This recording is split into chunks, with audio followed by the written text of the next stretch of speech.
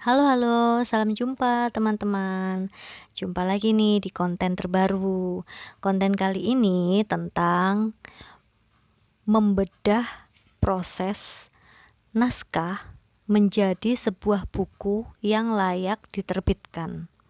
Nah, di sini di depan saya ada dua karya.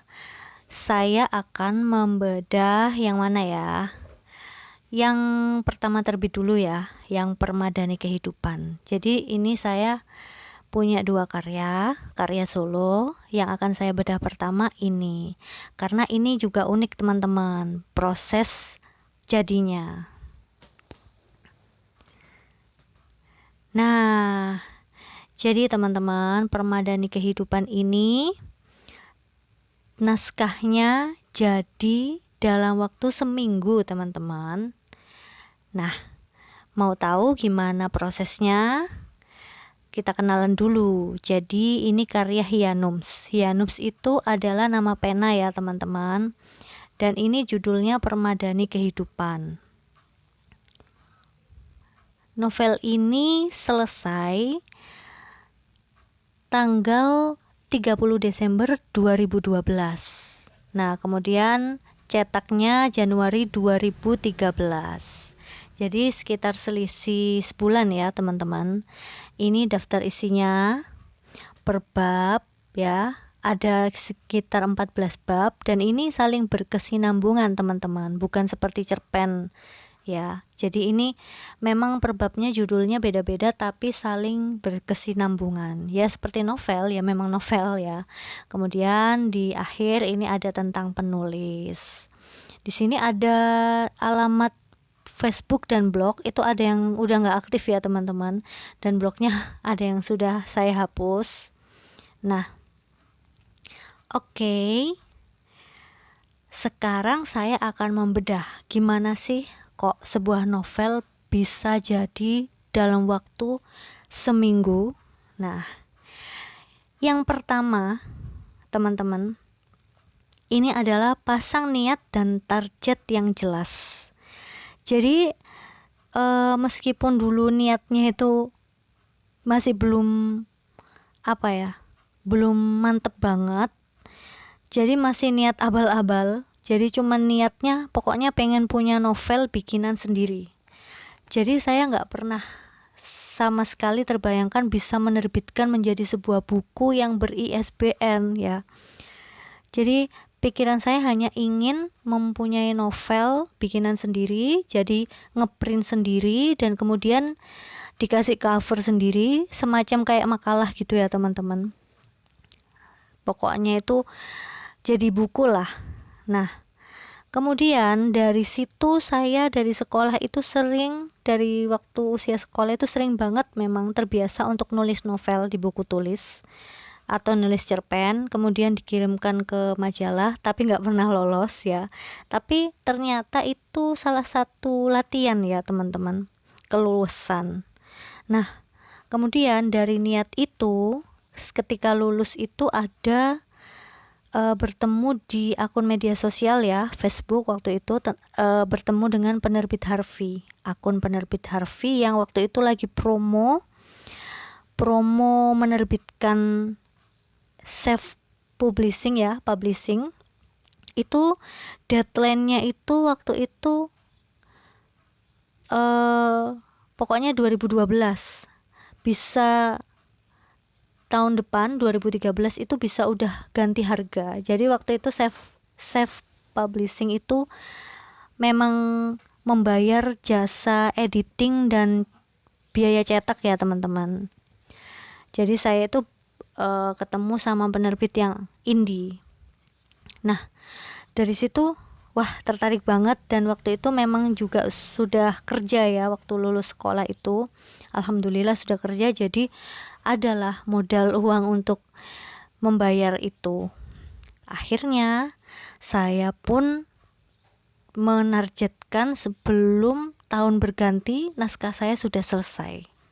Nah, saya seminggu itu nulis novel tanpa jeda setiap hari, memanfaatkan waktu sebaik mungkin sampai lupa makan, lupa minum, sampai sering diobrak-obrak ya sama orang tua untuk makan. Nah, akhirnya alhamdulillah jadi. Dan kemudian, nah kenapa kok bisa langsung jadi ya seminggu itu? Nah, ini yang kedua. Yang kedua adalah tipsnya tentukan tema dan ending. Nah, ini tentukan secara garis besar ya, temanya secara garis besar itu apa.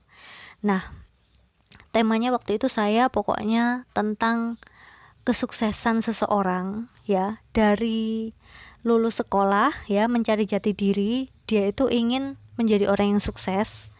Kemudian tujuan atau endingnya itu pokoknya saya pengen happy ending, yang sukses dan bisa membahagiakan orang tuanya. Nah, kemudian setiap hari itu saya bayangin konsep ceritanya sebelum saya benar-benar mulai nulis. Jadi saya waktu itu kerja waktu itu di pabrik, dan akhirnya konsepnya kebayang ya, suasana pabrik untuk nulis novelnya itu.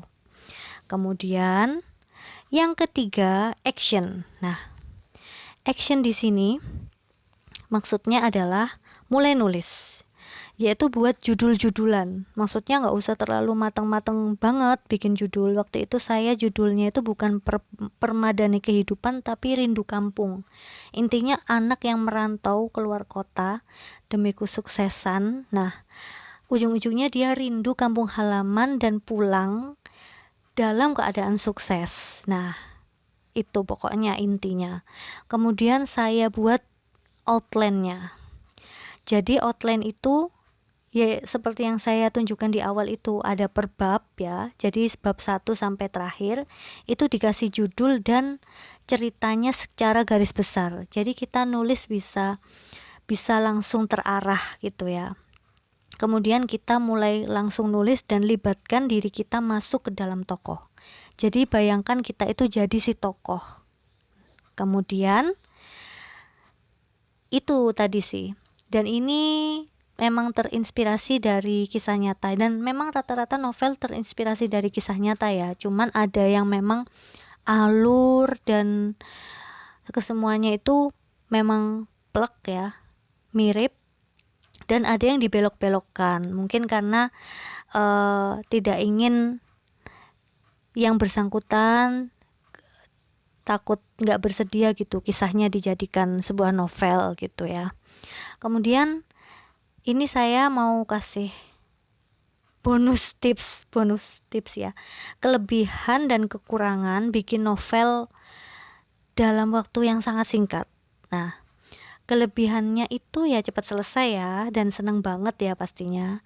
Kekurangannya ini teman-teman, bahasa dan EYD-nya ini amburadul. Jadi karena habis nulis langsung saya kirimkan, jadi masih kurang baik lah ya. Alhamdulillah dibetul-betulkan ya sama si penerbitnya ini. Kemudian cepat lelah dan sakit. Jadi setelah naskah selesai saya langsung sakit ya. Kemudian feel-nya itu agak kurang greget. Jadi memang sebaiknya setelah nulis kita itu endapkan dulu tulisan kita, jangan langsung dikirimkan ke media. Endapkan dulu, kemudian kita baca lagi, dan bagus lagi kita minta saran ke orang yang bersedia membaca novel kita minta penilaian. Nah, biar kita bisa memperbaiki yang kurang.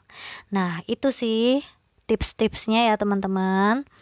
Tapi tetap ya berterima kasih sama diri sendiri yang udah berhasil melalui perjuangan ketika naskah teman-teman udah jadi, apapun hasilnya. Dan alhamdulillah saya berterima kasih banget ya. Alhamdulillah, terima kasih pertama juga kepada Allah ya yang memudahkan semuanya. Kemudian kepada kedua orang tua, kepada ibu ya, kepada mama yang sering obrak-obrak makan waktu itu. Kemudian kepada ayah, pada papa, orang pertama yang mau baca novel aku waktu itu. Kemudian buat penerbit Harvey, Mbak Zami Bolin, penerbit pertama yang menerbitkan buku saya. Semoga makin sukses ya di dunia dan akhirat. Kemudian buat saudara-saudara yang mendukung, sahabat, teman, kenalan, guru, terima kasih banyak. Pokoknya Pokoknya banyak banget yang ingin aku ucapin terima kasih.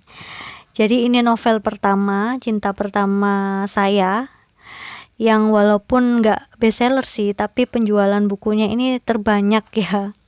Pertama kali saya jual buku yang terbanyak, meski juga selain laku terjual, juga saya bagi-bagi gratis, karena alhamdulillah dulu juga masih kerja ya, punya penghasilan sendiri dari kerja di pabrik waktu itu.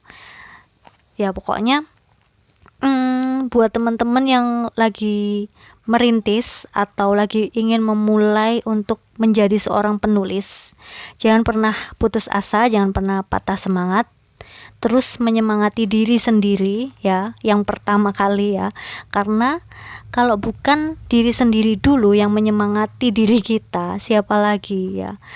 Dan kalau bukan diri sendiri yang memotivasi kita, kenapa harus nunggu motivasi dari luar gitu. Apapun penilaian luar tentang kita, yang penting kita fokus melakukan yang terbaik ya. Ya udah gitu aja teman-teman, semoga konten kali ini bermanfaat.